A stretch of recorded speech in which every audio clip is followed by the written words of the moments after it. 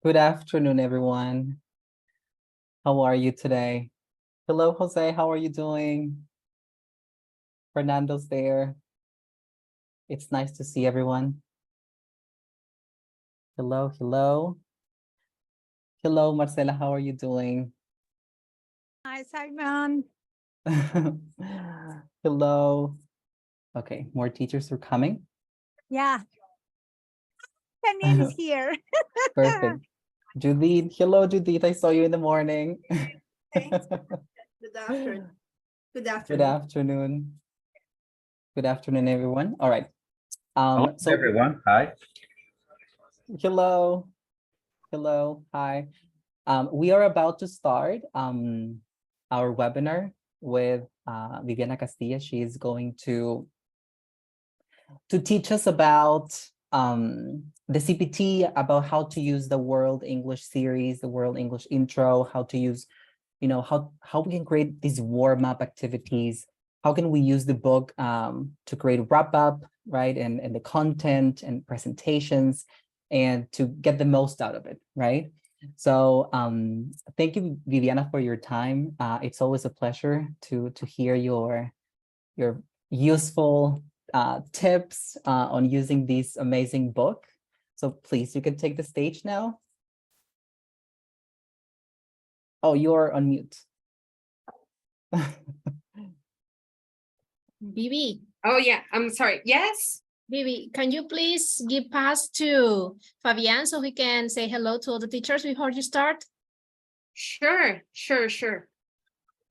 Hello, everybody. What a pleasure to be here with you. My name is Fabian Garcia. I'm the Regional Sales Manager for South America. I'm based in Bogota. Every time I have the possibility and I travel to Lima, I meet URP people, Simon, Monica, and the other coordinators and teachers.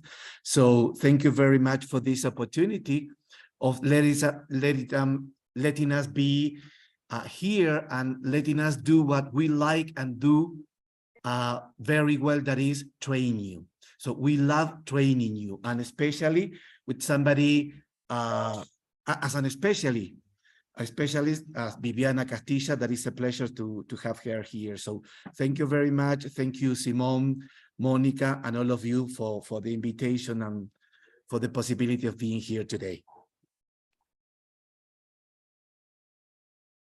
Thank you, Fabian. No, thank you all. Give me just 1 second, please. Okay.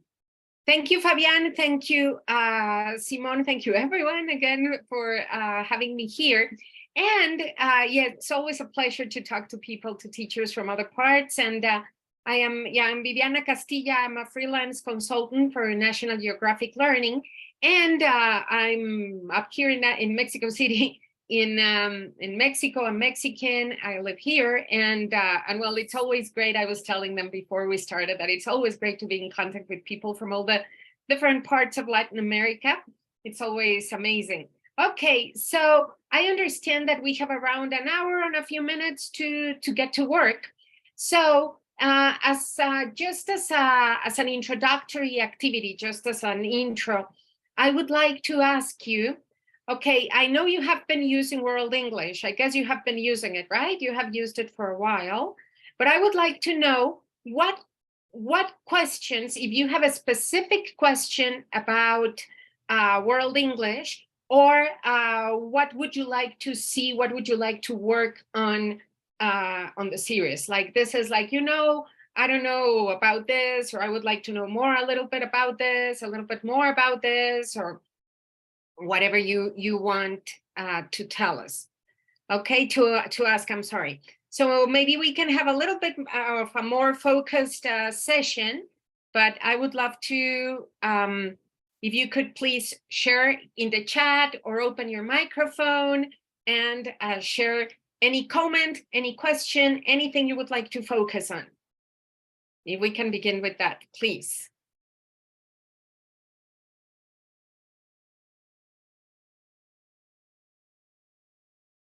Anybody?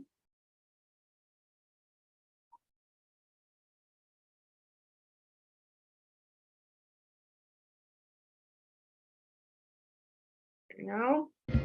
Hello, Viviana. How are you doing today? I hope you're doing great.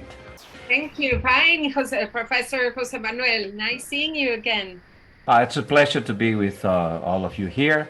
And one of my questions I've always had is, in order to, we got big groups here, students that are at the university. We have like 30, but more or less. And one of the things that I think we can do to have our students put their ideas on a verbal level is to motivate them. And one of the things we do to successfully do that is divide them. In order to motivate a group, you need to split them, you need to divide them, you need to make groups. So that's something I always think it over and over so I can perform better as a teacher and have a connection with my students.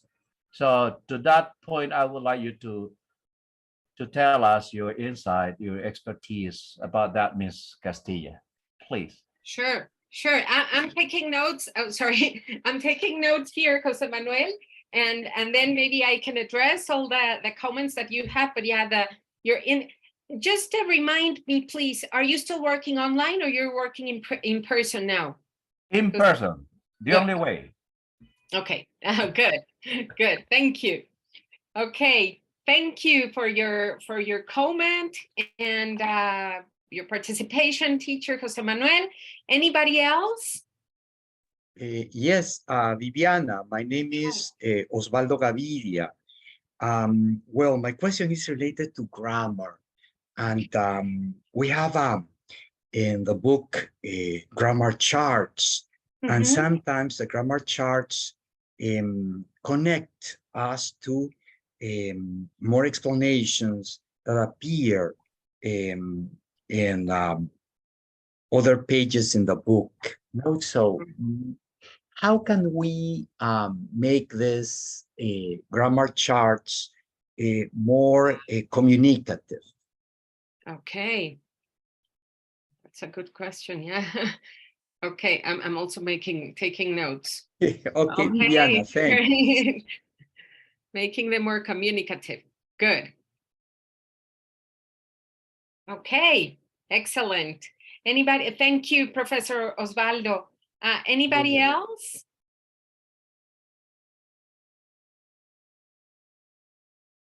Don't be shy. I have hello. yes. Oh, sorry. Yeah, you first. Don't worry, Sorry, I go after. sorry. Yes, two questions. First, about the structure of the lessons. No, there is a lesson A. We have 5 lessons, no, in each unit. Lesson A, vocabulary and some grammar. Lesson B, listening and pronunciation, and sometimes some dialogues. Lesson C, sometimes also some dialogues, but also grammar and vocabulary. Lesson D, reading, and lesson E, writing. Yeah. So should we follow that same structure always? Because with reading and writing, I and with listening and pronunciation, I always have one day scheduled for those skills. No, but for grammar, vocabulary, sometimes I vary. No, I one day a little bit of grammar, maybe a little bit of vocabulary.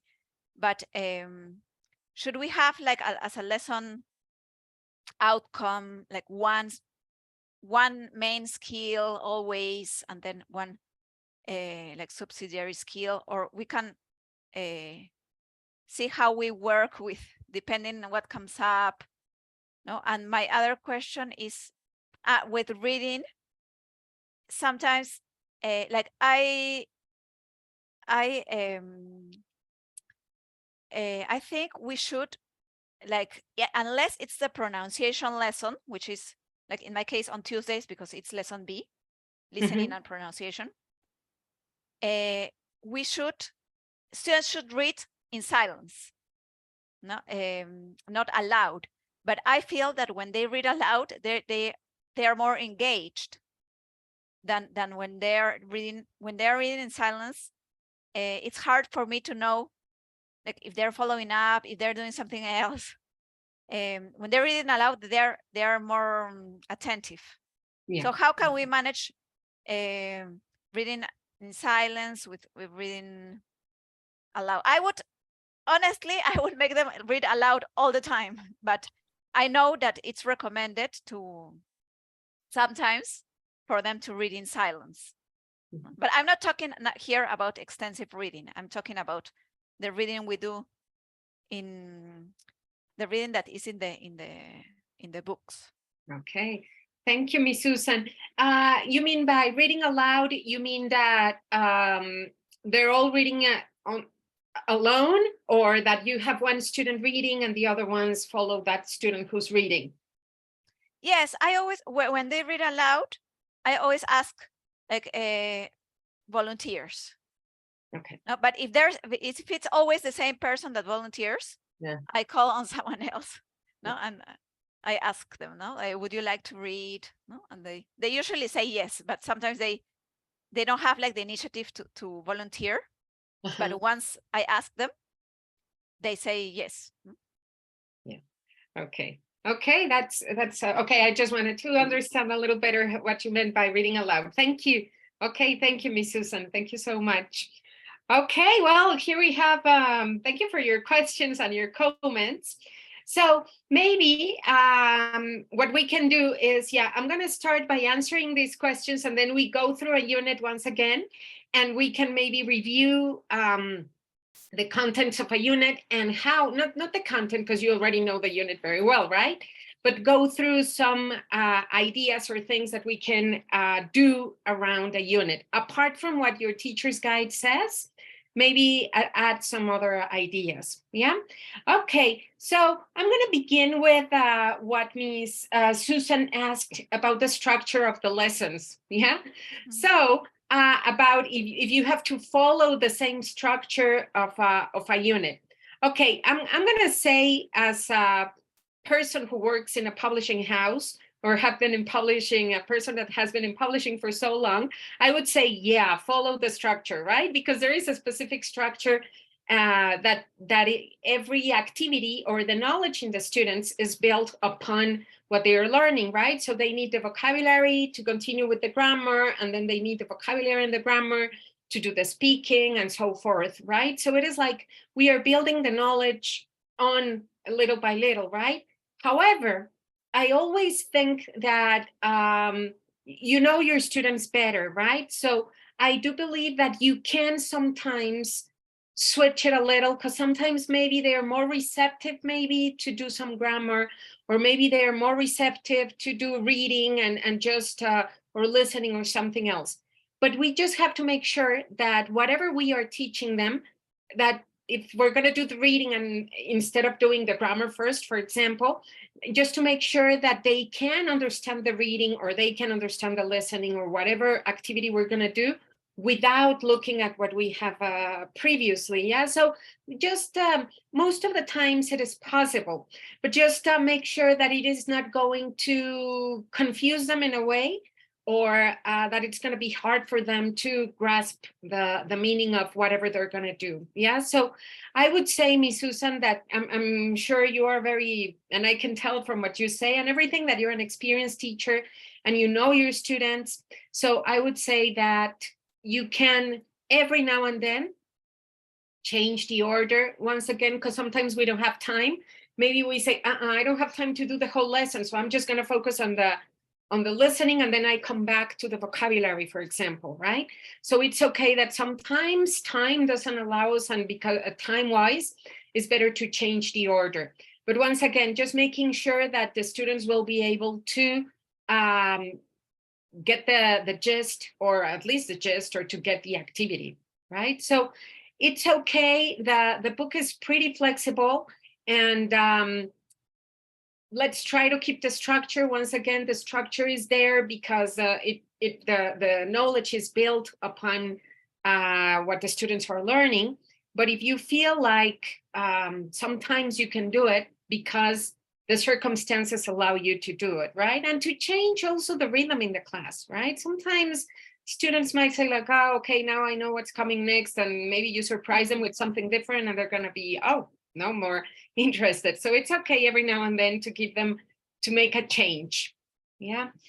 And from there, I am going to connect your second question, Ms. Susan, with Mr. Jose Manuel's one about dividing students and the reading. Okay, so reading, yeah, it is. I do think that if it is reading comprehension, it is best that the students read on their own and silently, right? Because many times when they are reading aloud, at least the person that is reading finds it harder to understand because they're very focused in trying to pronounce correctly, in making themselves heard. They're focused in other things instead of just comprehension, right? So it is recommended that the students read in silence. Yeah, they read in silence, and maybe afterwards you can ask them to read aloud, because if they read in silence, they're very focused on the reading. I understand your point, what you say, that you don't know if they are actually reading, if they're paying attention. Yeah, and I know that's hard to follow if you have a big class and you have to divide the class into teams. So we have to, of course, motivate students, tell them that, well, they're going to read in silence, that they have to focus on the reading because you're going to ask questions and they have to answer, etc. Like the consequence of not reading is, well, you're not going to understand what you read, you won't be able to answer the questions, and make them aware of the importance of reading. But in this case, I think you can do every now and then, like what Mr. Jose Manuel was asking about dividing the class, maybe you can do reading in groups. And in that way, you can divide them in smaller groups, and you tell them, okay, you're going to read the article, but they're going to read it in silence, the same thing, right? So you give them, I don't know, 10 minutes, depending on how long the text is, etc. And they read in silence, and then they comment on it. But since they're going to be in a smaller group, they're going to feel more committed to doing the activity, right? They're going to say like, ay, no, qué pena, I have to do it, right? And even when the teacher is there, and you're just going to be monitoring the classroom, right? And monitoring that everybody is working and reading. So maybe you can divide them and have them read in silence and maybe comment on the reading, answer the questions together. I think that is something that helps you know that the students are working, right? To make sure that they are working. And this also connects with, again, with what Professor Jose Manuel was saying, that to divide the class, I think it's amazing to divide the class. It's because it gives the students to divide the class into groups. They feel more responsible, they're more accountable for what they're doing. Maybe they feel more relaxed because they don't have to answer in front of all the class and they just answer in a smaller group. It varies the way we teach, etc. There are a lot of benefits of working in small groups. It allows you to have better classroom management many times. And I would suggest that we divide the class depending on the student's level. But what I mean by this, and it is connected to reading, right? But what I mean with this is that you know your students, and if you have students that are struggling a little bit more, or the weaker students, to call them in a way, put them together, yeah? And the more advanced students, put them together. And why am I saying this? Because many times we thought, no, it's good to have an advanced students with the weaker students. So that advanced student is going to help the weaker students and he's going to pull them. But I think it's not fair for that more advanced student, right? That more advanced student, he's going to be dragged down. He might get bored. He might not learn. He won't advance, etc. So what we want is for all the students to move forward, to all the students to improve. So if we put the weaker students together, they're going to help each other still, and all together are going to go higher. And this may sound like the gap is going to be bigger between the higher students and the weaker, but no, because they are all going to be, the gap maybe is going to be the same or not. Maybe the weaker students will start gaining more confidence. So I would suggest that you divide the class like that, like trying to divide them in depending on their performance level. The best students, the best in a way together, then the ones that are struggle a little bit more together, etc. And also, and I have to confess that I haven't done it in in-person classes, but I think it would work very well. I did it with online classes a lot, to keep the same groups for a while. So I think it's a good idea that you, because many times we rotate them, right? Mm-hmm. And we say, okay, so today you with you, and we rotate them because we want the students to know other students, right? We want them to get to know the whole class. So, or that they interact with other students. But sometimes it's better to keep them in their same group for a couple of weeks, for 2-3 weeks, because they feel more comfortable. They get to know each other in that small group. They get to know each other better, right? And they understand each other and they feel comfortable working with them. And maybe then you mix them up and you say, okay, so now for 2 or 3 more weeks, depending on how long your course is, you mix them up, but you stick to the same groups over and for a few days or a couple of weeks. So the students, once again, if they start, they feel confident with their classes. And well, so far, have I been answering your questions? If you have any comments, please feel free to jump in and say anything you want to say. Yes. The groups, thanks a lot for your tips. Yes, I think they're very useful, no, dividing by levels, and I haven't tried that, and keeping the groups for a while. I used to, well, in my case, most of my classes are online. No, once a week I have face-to-face. I think that's the case of most of the teachers. So I used to group them in groups of 3 or even 4, and but then one student told me, wouldn't it be better like to no, she told me that she would prefer to have groups of 2, like just pair work, because when there are groups of 3 or 4, not everyone is engaged. No? Okay. And like maybe 2 work and the other 2 are doing something else and they don't work. But I tried it, and actually I've seen that in the book. In many cases, they suggest pair work, and in other cases, small groups. But the problem is that when it's online, sometimes some students go, no, they're not there. So when I divide them in pairs, I have to always check that the pair is there. If not, the other one will be alone. No, if not, I have to regroup them with, like, in groups of, join them to a group of 2, like create a group of 3, so there's no one alone. No, so and that's also is related to if we work with if we make like the same students work in the same groups for a while, like say 2 weeks. What if it's pair work? It may be a problem if for example, sometimes some people don't come to the class. So if they don't come, then I will have to put the ones that are alone, put them in another group. So it will, but I imagine that it's just a comment, because I imagine that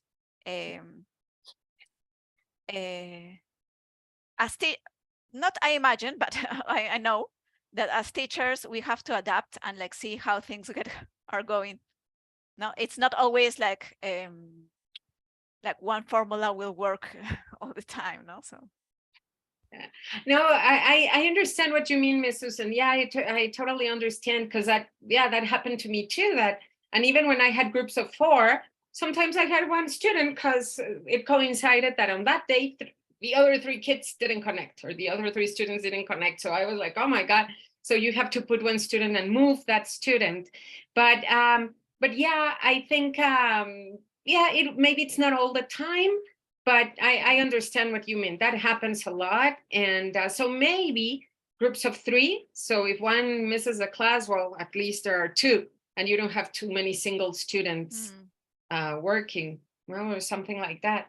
It's also for you to see how much you can monitor them, right? Because if they're working in breakout rooms or rooms, you have to jump into everyone. And if it's pairs, it's like it takes you a lot of time, right? Exactly, yes. Yeah. So maybe groups of 3. So as you say, they can pressure each other to work, and it's not that you don't take any chances, right? Like the partner didn't arrive, so I have a lot of single students there, and I have to move them. Yeah, I would, but yeah, that happens. Unfortunately, it does. Yes, thank you. Yeah, thank you. Okay, anything else that you would like to comment about grouping? Oh, something else I was going to say, that I'm sure you are aware of these techniques, but sometimes it's like a reminder, right? Like, okay, maybe if you're working online, like have the students complete a Padlet or Jamboard or something, so you see that they are working, right? So you can see in the Jamboard or on the Padlet that they are actually working in the breakout rooms, or a Google Doc or something that is shared, right? That you can see that everybody's working. If it is in person, well, also maybe make sure that they are writing down, that they sometimes maybe even that they give you the work that they're doing, so you have like evidence of them working, right?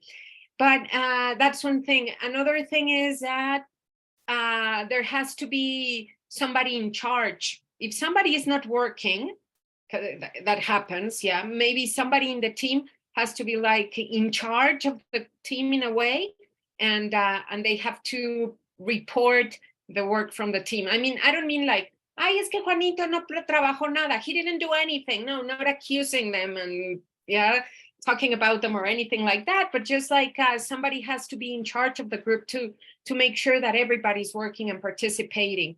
So if somebody's like calling out the others, like you're the leader of the group this week, and then another person or whatever, they have to be calling out the other students and telling, okay, Juan, what do you think? Pedro, oh, you haven't answered anything. What do you think about this? So somebody who is pressuring them, because you cannot be in all the groups. So somebody in charge.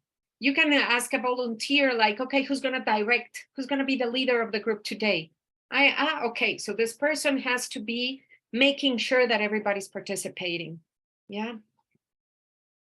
And maybe report back what they're going to say. And you can keep, I'm sorry, you can keep like on an Excel sheet or something, your groups, the leaders, and then maybe you can change them. And it's always good to have them on an Excel sheet because you see visually what has been going on, right? And how you can change your groups. Okay, any other question about grouping and that? So I can go about the grammar charts. What teacher Osvaldo asked. Okay. Okay, I'm going to share my screen. I have here a unit. I think we have seen this unit before. I don't recall, but you know, this is unit 4 from the intro level. Are you using other levels or just intro? Other levels too. Okay, good. Have we worked with this level before? I'm sorry that I asked you this, but yes. Okay, so I'm going to open another one. Yes. With this, I'm going to open, well, level. This is level 3. Yeah. Okay, give me 1 second. Is that what no, level 2, I'm sorry, level 2. Okay, so let's see the structure of the unit once more, although, well, you know about it very well. But let's see some activities or things that we can do. And we will talk about the grammar charts that teacher Osvaldo was asking about, right? Okay, so and I'm going to ask you please to participate. I would love to hear your ideas, your insights, and you know how we always learn a lot from our peers. We learn a lot from other teachers, and I wanted to know, how do you usually work with the unit openers or the introduction to the unit? Like in this case for Unit 11, we have here careers. What do you usually do with this?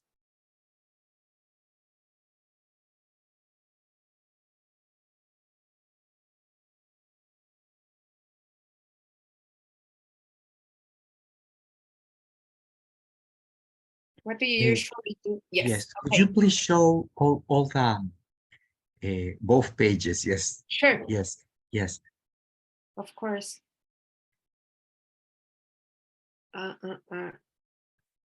Sorry, I get confused sometimes. Mostrar.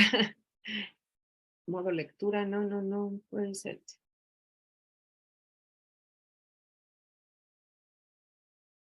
Huh.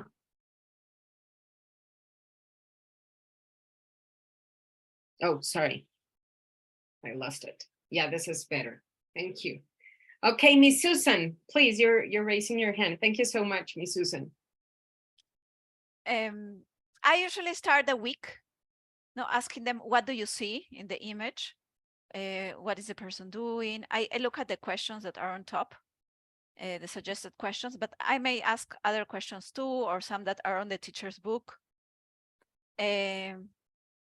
Usually students are a bit shy, but sometimes I've tried doing this in groups, but at the beginning of the lesson, I don't like creating groups because some students are joining join like a little bit late, and then they're asking like, what are you doing? What are we doing? They're not like, they're a bit lost, but I try to integrate them and ask them, I like a lot working with photos. So asking, how does this make you feel? What time of the day do you think it is? Where do you think this person is? Trying to help them connect in a way with the picture. Okay, wonderful. Great. Thank you, Miss Susan. So yeah, it is that's the main objective, right? To connect the students to the unit, to get them into the topic, and of course try to exploit the pictures as much as possible. And we usually have, as just like Miss Susan was saying, we have questions on the teacher's guide, or we have the questions right here, right in the unit opener. What I would suggest doing, maybe to vary a little bit, is doing a little bit of flipped classroom in a way. That the students do some research before coming to class. So when they come, they have more information. And maybe we can move. It's not that I want you to do that, right? But move away a little bit from the questions and the structure that we have in the book, because sometimes, once again, it can be a little bit like the same, right? It's always the same. So the students might want a little bit of something different, right? To do something differently in the class. So what can we do with the flipped classroom? It's having the students do some research outside the class, investigate something or whatever, and then they come with more information. So for example, for this unit about careers, your students are university students, right? Am I right? Yes. Yes. Okay, perfect. So maybe you can ask them, like, if they are studying, I don't know, law or economics. Okay, so give me one fact. For next class, bring one fact about your major, of your studies or your profession. Okay, so in Peru, whatever number, I'm sorry, I have no idea, not even for Mexico, but let's say that 1,000 economists get a degree every year, or new economists finish their studies, or I don't know, whatever, like one data that is going to be connected to the unit. So they come with some other more information that they might find interesting and that they might want to share with the other students, right? So that might motivate them a little bit more to talk, to get a little bit more into the topic. So ask them something before, or give them a sentence that it might be a little bit controversial. It also depends on the level. But here, like, there are people who prefer not to go to university because they think it is useless. No, this is very extreme. But there are people that don't like to go to university because they prefer to focus on something else and not going to university and learn on their own or whatever, right? Like a sentence or something. And then you get them to discuss about the topic and see what they think. Okay, thank you, Professor Fabian. I think that this kind of images are key to activate, can bring to the lesson, giving them the chance to think critically and express emotions and opinions. Thank you so much, Fabian. Yes, you're totally right. Yeah, we, of course, we have to use, and we have these pictures which are amazing and beautiful, and they always motivate a lot students to communicate and to, as you were saying, develop critical thinking. But if we want to add something else, maybe just ask them to, again, do a little bit of research on something related to the unit, and then we come into the unit, right? A little bit, again, of flipped classroom, or if we have a video, or if we have something, we can share it with students, yeah? Or maybe they can, as Ms. Susan was saying, that sometimes they can be a little shy at the beginning of the lesson. Well, assign them for homework to think of the answers to the questions. And when they come to class, they already have ideas on how to answer, right? So we can ask them to discuss in the class, but they have already prepared. Or give them time to think of their answers. Because sometimes we tell them, okay, so fulanito, read question number 1. What is the person in the photo doing and why? And they're like, and they're thinking and thinking, no, well, what is the person doing? They have no idea. So, and sometimes we just give them the answer. We just start talking because the silence is a little bit uncomfortable, right? So if we give them time to think of their answers before they answer, it's great. Like, you know, this activity, think, pair, share. I love this very, very simple technique. We give them 1 minute to think. Okay, you have 1 minute to think about your answers. Yeah, okay, what do you think? What knowledge and skills does this person have? Ah, okay, so she's looking into wood, right? Trunks of trees, and they can learn so much about it, I guess, right? So we give them 1 minute to think about their answers, to observe in silence, to think, to build their confidence. Then we pair them, okay, get in pairs or in their groups. In this case, it can be paired because it's a quick activity, right? Okay, now pair, they share their answers. And then you just have some pairs sharing their ideas. But to get the students a little bit more into the topic and for them to feel more confident, maybe we can give them, okay, 1 minute to think, then we pair, and then we share. Yeah, because sometimes they might not know what is going on in the pictures. Yeah, but here it is, Mira Nakashima designing a woodworker in New Hope, Pennsylvania. So here we can bring also, they can talk about information on how we can measure the ages of the trees and the geological stages in life, etc. So many other things, right? But anyway, the unit opener is critical, very, very important to get started in our unit, because just like Fabian commented, it helps us listen to our students' opinions, share their opinions, their emotions, and of course, their critical thinking. Yeah, like analyze and what is she doing and why do they do that, right? And learn about the world. Okay, then it is also important to go through the unit goals, because so the students will know what they're going to do, what they're expected to do, right? So discuss career choices and go through them, maybe make them, what do you think this means? What do you think we're going to do? How are we going to do it? So just to start predicting for them to get more involved in their own learning as well. Then just like, like we know, we have 5 lessons and we begin with lesson A. And here we have the vocabulary and the grammar, just like you know. Remember, well, vocabulary is super important for them to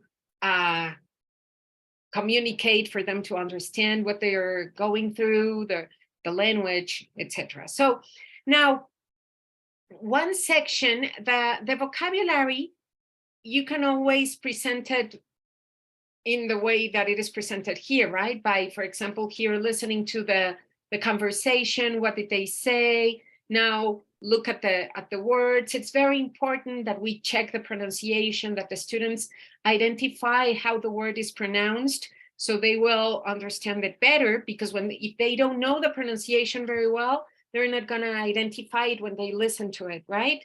So it's important that we have them read, maybe practice in pairs or in their small groups, have them reading, monitor as they work, just to make sure that they are pronouncing it correctly, that they know what it means, and so forth. So we work with the vocabulary, and then and all the rest of the activities. But remember, this section of My World, it's an opportunity to personalize the knowledge, and it is very, very important that we personalize by giving our opinion, by sharing an experience, by talking about our own experience, yeah? So here we have this one, for example, talk about the education or experience that you have, use information in the box to help you. So we have bachelor's degree, vocational degree, extracurricular activities, volunteer work. What kind of things have you done? What is the importance of it? Why is it important to have, for example, a bachelor's degree or do extracurricular activities? And we have them discuss with using the vocabulary that they have been using. It's always important too that the following class, the following lesson, we review the vocabulary. Just a quick activity, maybe at the beginning of the class, just to review it, because remember that we forget, we tend to forget, and the students forget it, and we want the vocabulary to go from passive to active. Now we want them to start using all the new words that they have been learning. So it's important that we review, we ask them for a sentence, we do a little game or something at the beginning of the class, just as a quick review, to see the vocabulary or whatever we saw before. Okay, any questions or comments so far? Because I'm talking too much.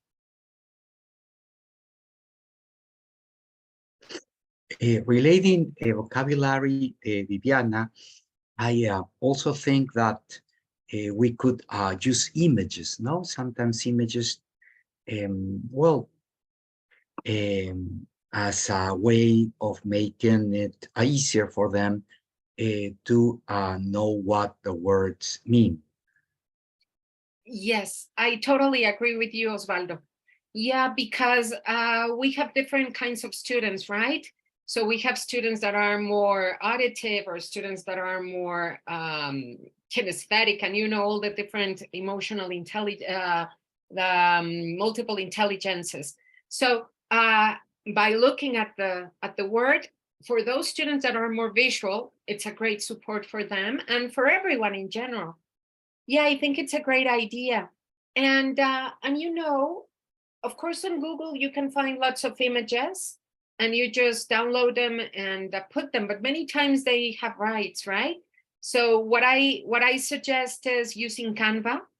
You know how Canva has a lot of materials, a lot of images, and you can create your own presentations on Canva, and you save them, and you have all the examples there, and they have very good that you can use anytime. So I don't know if you use it, but I think it's a good idea to use the images. Thank you so much, Osvaldo, for your comment. Thank you, Vivian.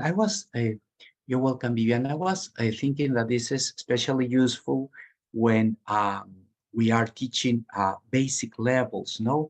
And here I have a question for you, Viviana. Do you consider that it is also helpful, maybe not in the lower levels, but in intermediate or advanced levels, to bring definitions of the words, definitions in English, no, of the words? I think it's a great idea. Yeah, I think it's a good idea to, because sometimes now our students don't even know how to use a dictionary. So maybe to train them in a way on how to use a dictionary.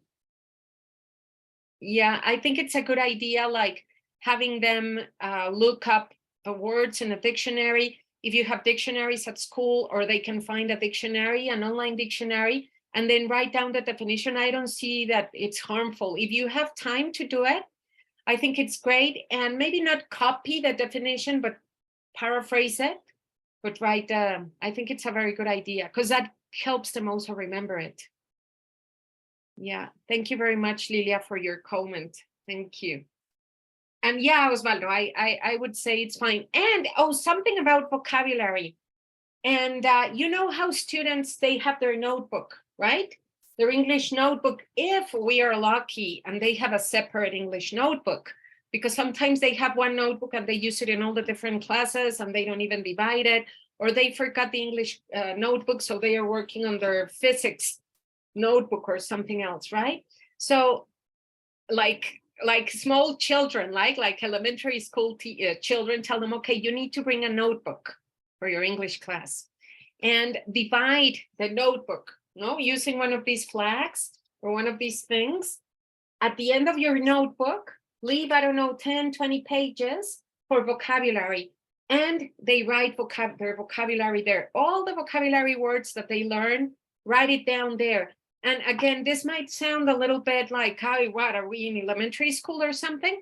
Some students might feel that, but then we as humans, right? Sometimes we're very disorganized, and maybe the student says, I didn't know the word, I don't know, qualifications.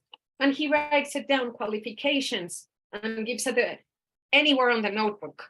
And then they are like, okay, what is qualifications? Eso ya nos lo dijo el profe. And they're looking over and over and over their notebook. But if they go and they divide their notebook, they can find the words fast.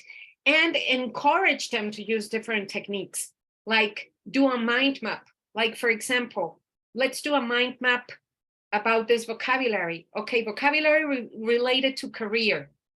And they put in the mind map career, what words are related or to jobs. Okay, well, experience, employee, boss. And then we have employee, maybe they can come up with a couple of words more, like salary or schedule, I don't know. So they can make a mind map, make it more visual, study it, or motivate them also to make a chart, or as Professor Osvaldo was saying, to write the definition of the words, write an example, repeat the word in teams, explain the word to your partner. Because once again, if we don't review vocabulary and do a lot of exercises, we tend to forget it, right? But yeah, I think it's a great idea to give them images. And the more resources we give them, the best they're going to learn. And writing definitions or a sentence or something. Remember that our hand, when we write, it's like we're using more our body, and that helps us remember as well, right? It's like our hand is connected to our brain in a way, so we can remember better. Okay, any other comment?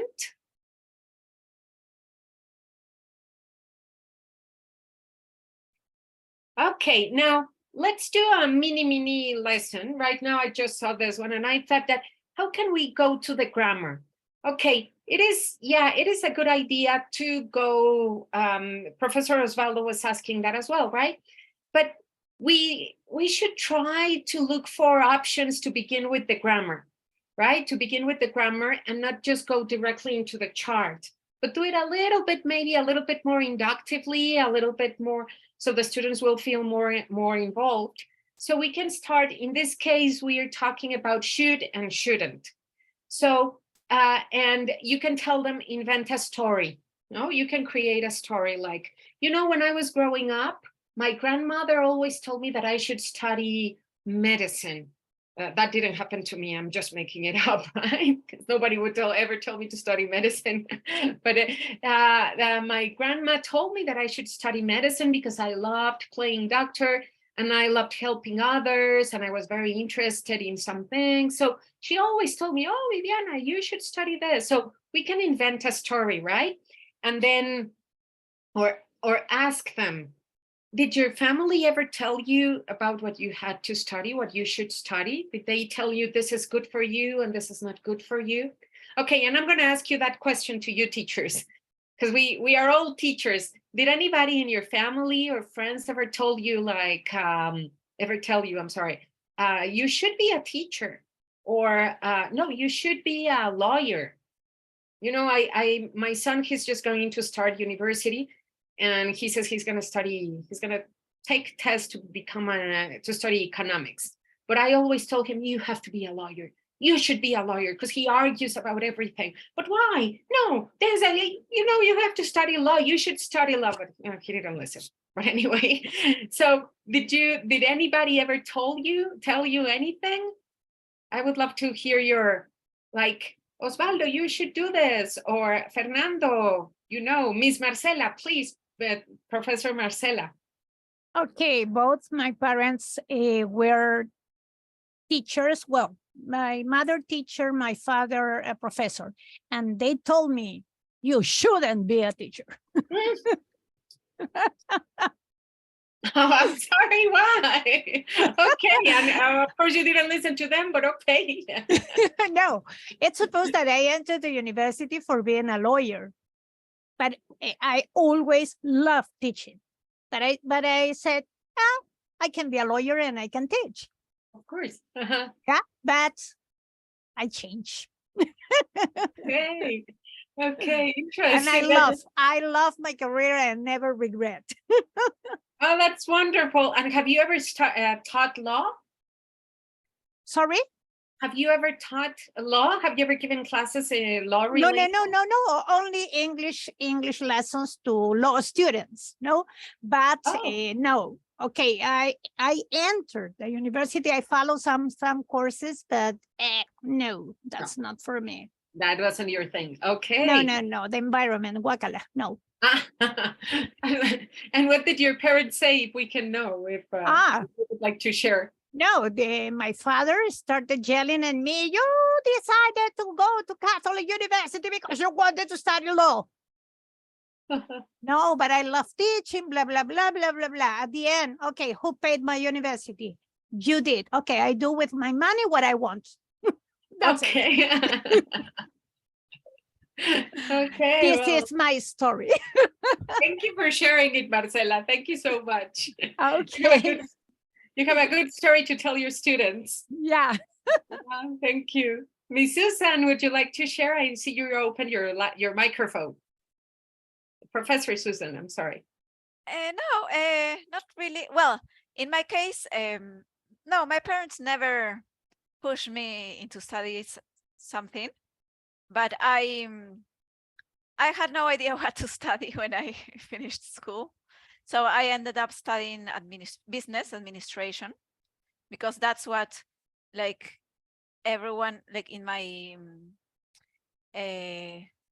environment, like, everyone who didn't know what to study ended up studying.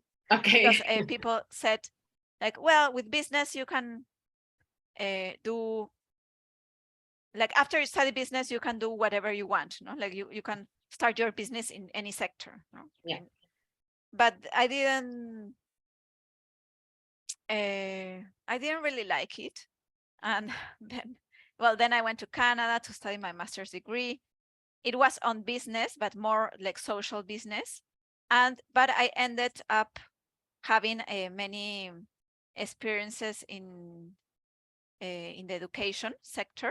No, I worked at the university in a volunteer project, volunteering in a project, and also with some schools, some libraries.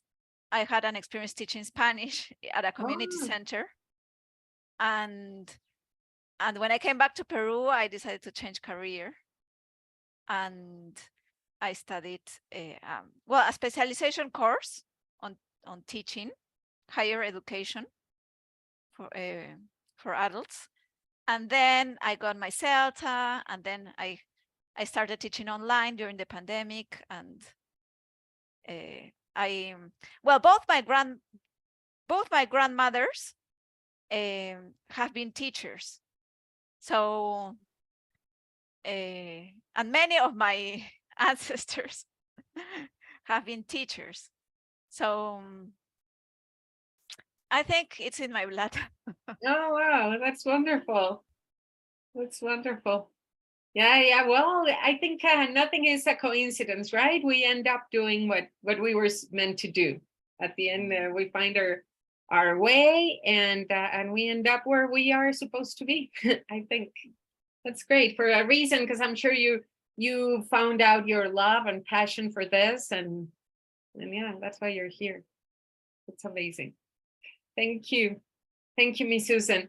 Okay, so well, we can once again, when we're gonna teach the grammar, we have to try to start, and I know the teacher's guide has a lot of guidance and ideas, but yeah, try to make it inductively, like giving them again a story, asking them a question, and then writing down some sentences on the board, like, okay, my father always told me you should do this, and my mom said you shouldn't do this, and my grandma, because it's usually what happens when we're growing up, right? Our family, the older people in our family are the ones that are trying to give us some advice, and we can ask our students to, okay, so what does this structure mean? What does it mean? Oh, it's for an advice. Are they telling me that it's something that is good for me or something that isn't good for me?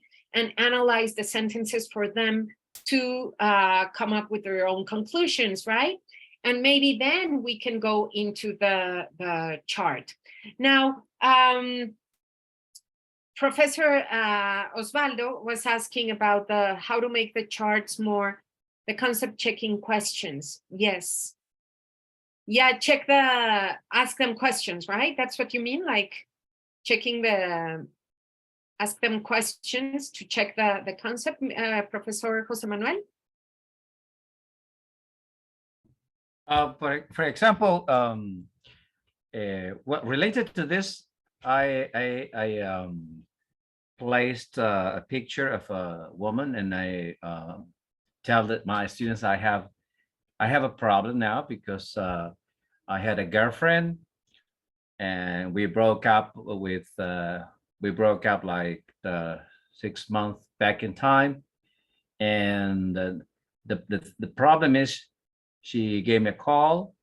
She gave me a telephone call. She says she loved me, but we broke up because she cheated on me like 6 times.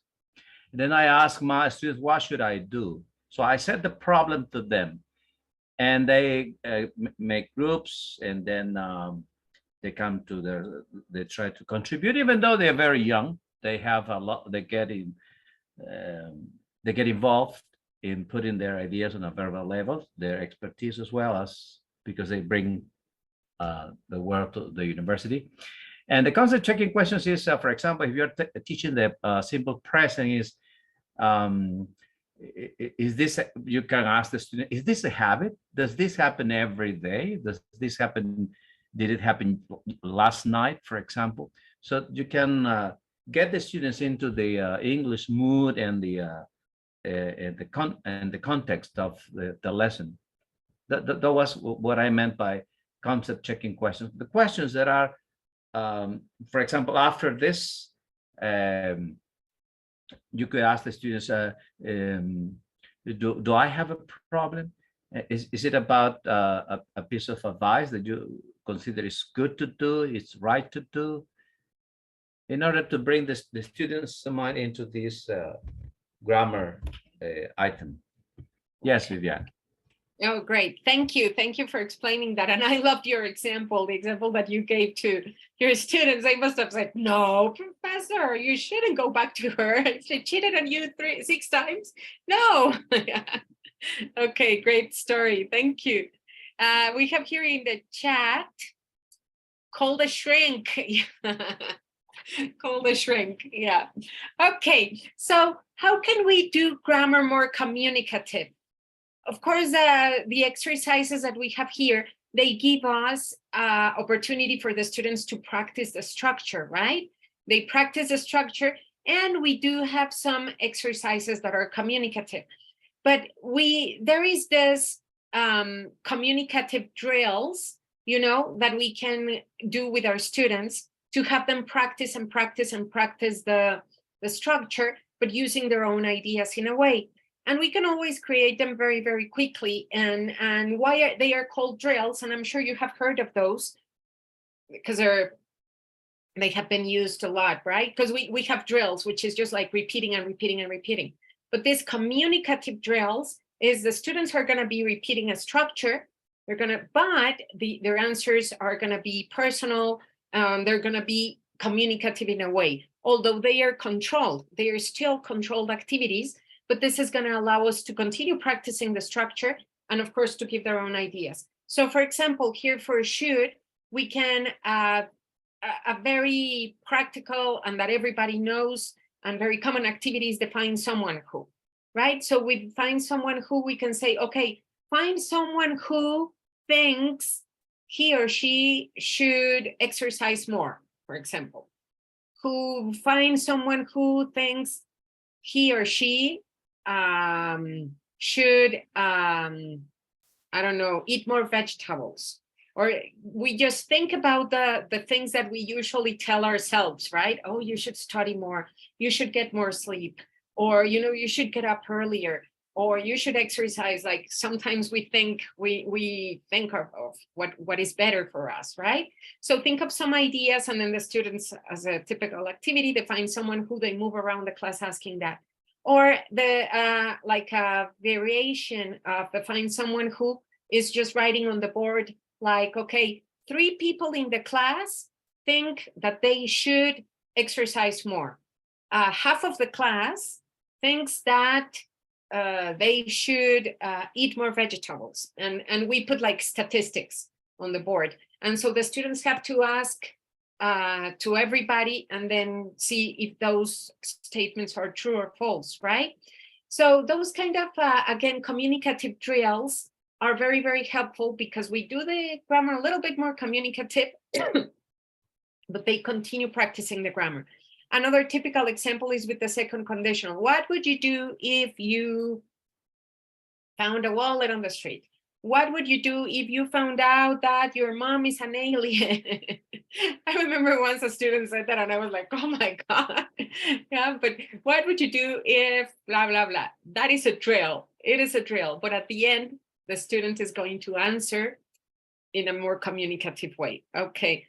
So that is one way, yes, of making the grammar a little bit more communicative. Those drills that take you maybe 5-10 minutes to practice, and that's it. Or this team write 3 questions and you're going to ask those 3 questions to another team, or write down 3 sentences that are true about you, 3 sentences about yourself, but one has to be false and the others have to guess which of your sentences is false, using the structure. Yeah, using the structure. So those communicative drills.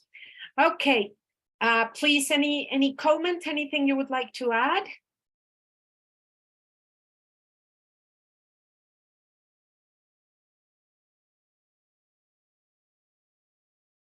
Okay. So I'm going to move on to, we have lesson B. And in lesson B, we're going to have the listening. And the students are, well, we know also the listening, we can always play it once, play it twice, depending on our students. But we also have to give them some techniques, tell them like, okay, you have to focus on this information. How many questions are you missing after they listen to it at once and they didn't answer to the whole, they couldn't get all the answers. Okay, try to focus just on this. What keywords do you think you should focus on? So give them a little bit of strategies for them to be able to understand better.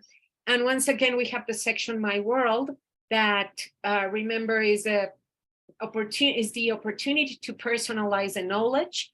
And that's always very, very important because the students then the information they're learning becomes more meaningful for them and they will retain it better and remember better. If we personalize it and connect it to our own experience, it's more meaningful.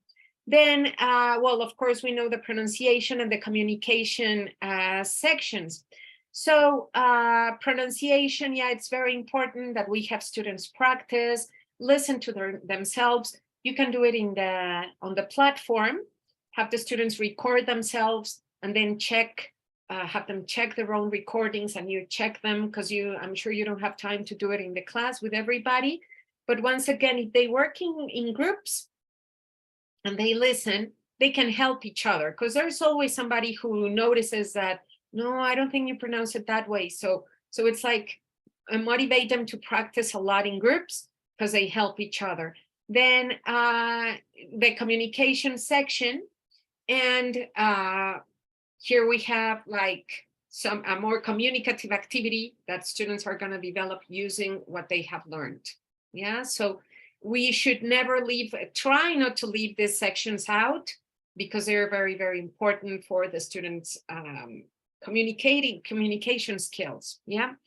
Then in lesson 6, we have we have another grammar point, but in this case we have like an example. Yeah, but still we should try to tell them a story, ask questions, make them reflect on the grammar, give them maybe just the examples, and they have to analyze it again to develop their critical thinking, and not just give them the grammar straight ahead, right? So just make them think a little bit, teach the grammar more in a more inductive way. Also, we can use the flipped classroom in this kind of for the grammar.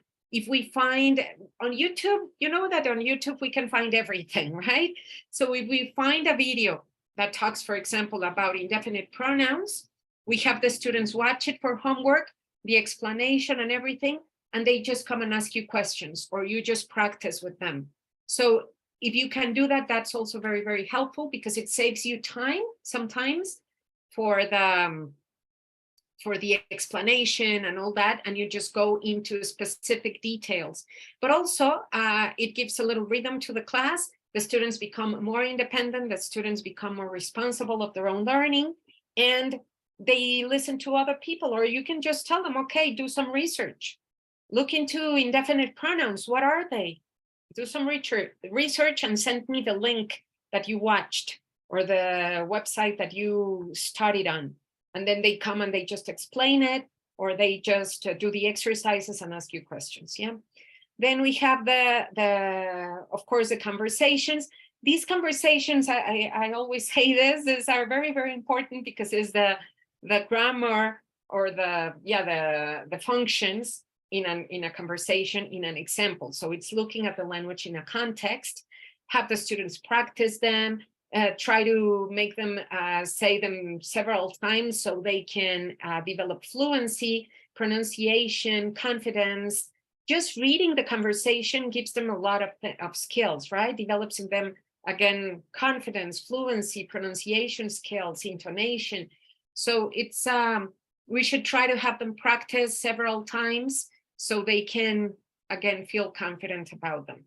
And the goal check to see if they accomplish their objective. And then we have the reading that we talked about before, a little bit about the reading. Once again, if you want to divide the class, you have the time to get the class to work on the reading on their own in groups. If you can do it and have similar level students in their groups, so they will discuss the article, they read it, and then they answer the questions all together, and they learn so much when they work with others, right? They learn so much. And of course, you're always monitoring, and you always notice when, or well, not always, but we can notice easily when they're making a mistake, and we can correct them at that point. But they read together in silence, and then they discuss the questions, and maybe you can even time it, like, okay, get in your groups, you have 3 minutes to read the article. Yeah, they read it in silence. You more or less calculate how much time, you give them an estimate, then they read it. Now discuss the article, what it is about, discuss it in your groups and answer your questions. Yeah, so they discuss, and then they give more insights. Listening to other students give their opinions enriches their own opinion a lot, right? And their own understanding. Then we have in the, just like Miss Susan was saying before, we have in lesson E, we have the more communication, but in this case, it is the writing. Yeah, we have the writing. If we have time to do a little bit more of process writing, that's great. Like give them time to do a draft, some peer editing, peer revision, or you check it yourself and then you ask them to do a second draft.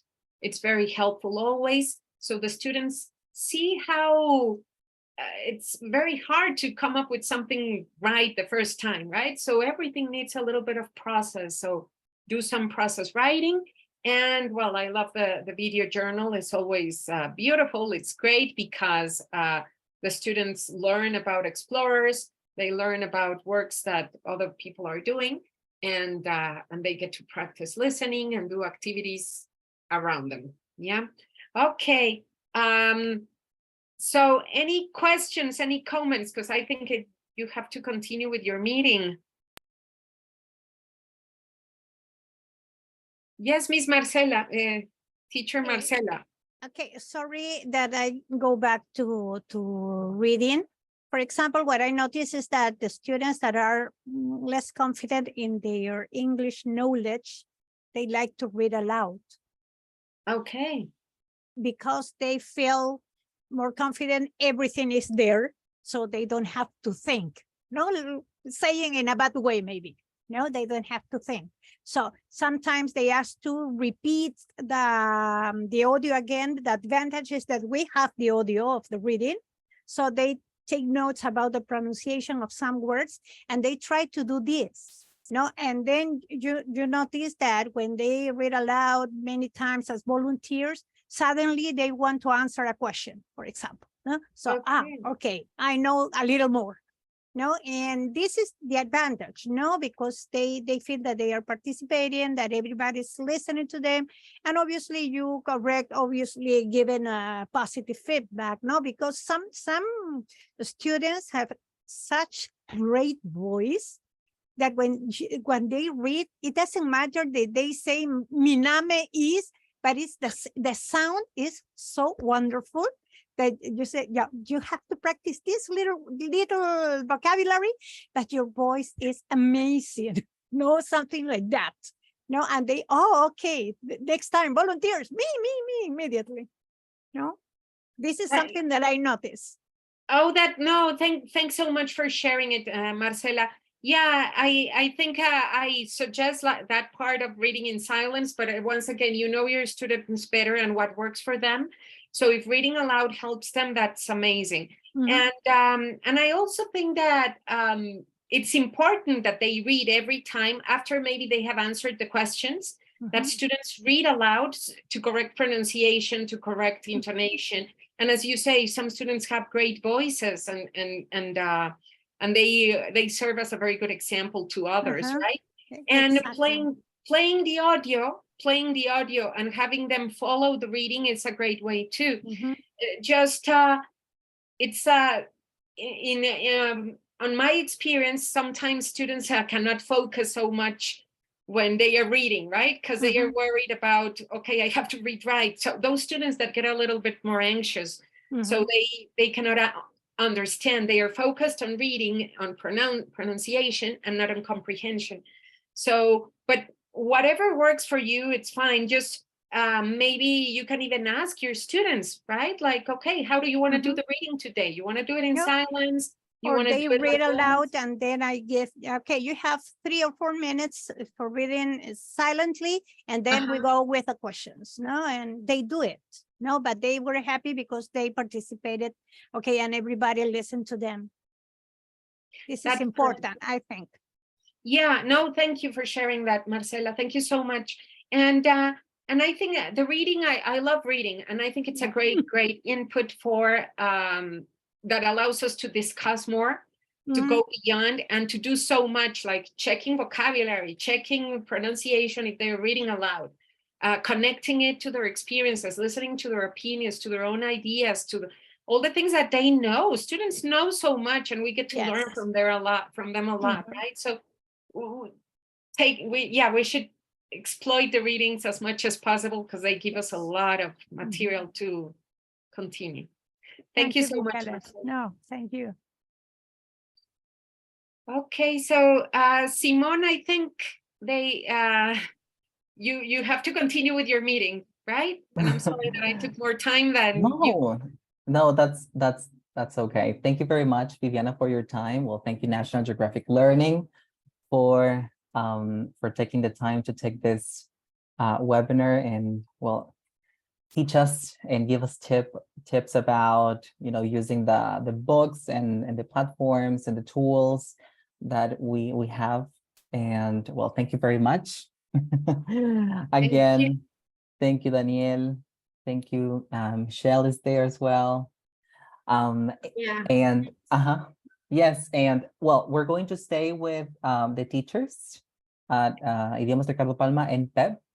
We're gonna do a little activity before we finish. Okay, so I'll say goodbye. Thank you so much. It was a pleasure seeing you. Have a great day, rest of the day. Thank you, Viviana. Bye. Bye-bye. Thank you, Viviana. Thank you. Bye-bye. All right. So we're going to do a quick activity. It's basically about what Viviana has just told us. And it's we're going to answer a few set of questions, right? That I'm just going to check if you understood, if you paid attention.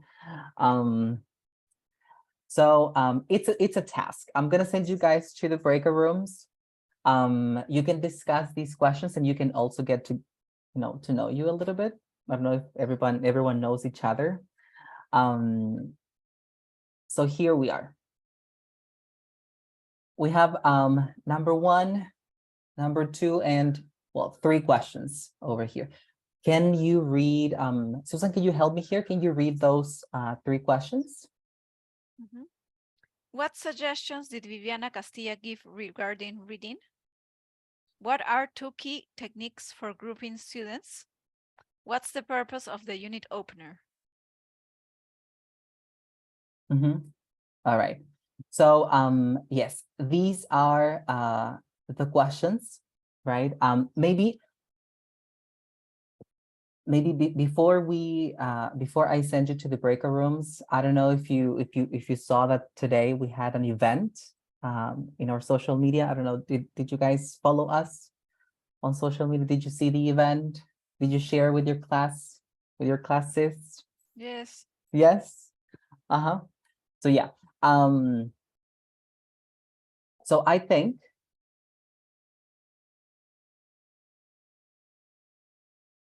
so I'm gonna send you to the breakout rooms. Did you take a screenshot?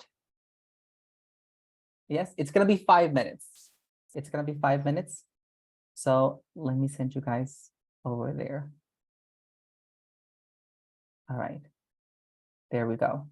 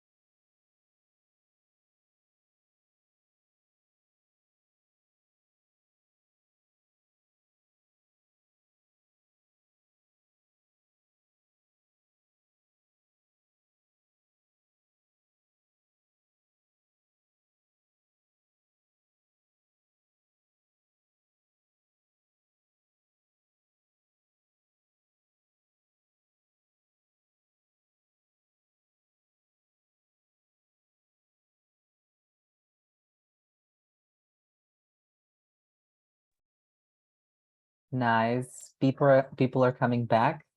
Great. Great to see you, Ada. You're here. This is what we call wrapping up the session. Yes. We're going to wrap up. First of all, thank you very much for attending. I know that we have 3 questions, but we're not gonna have enough time to revise and check the questions now. So I'm gonna send you an email with the questions, and maybe you can give me a quick, or maybe not that quick, answer. And yes, we're gonna leave the meeting here. I don't know if you guys have any questions. It was pleasant. It was pleasant. You're present. You have the check. Tell me. Can you give me just one minute or half a minute, Yes, Simone? of course. Yes, it's just to give a big hug to all my former friends and partners at PEP, English classes at PEP. I always miss you, but you must know that I didn't leave a PEP classes because I didn't love to be with all of you and share. But We miss you. We miss you, Ada. with the Ada students. Kike, the greatest. But you know, at this time of my life, I want to be a grandmother more than everything, and I have the chance to travel. I'm going to travel next week to Chile. I'm going to be 1 week in Chile, and I want to be with my granddaughter. Okay, and that's the reason why I'm doing these online classes in Centro de Idiomas. I love you, and I hope everything goes well with you. We love you, Ada. I know that you're great teachers. Love you. Thank you, Simon, for giving me just 1 minute. No worries. Thank you, Alita. Please, a hug to all my colleagues and friends. Yes, the same to you. The same Bye. to you, Adita. Bye, Simon. Big hug, Simon knows my granddaughter. No, she knows you. She says greetings to Simon. Bye-bye. Thank you, guys. Bring the I wine. love you. Bye, guys. Bye-bye.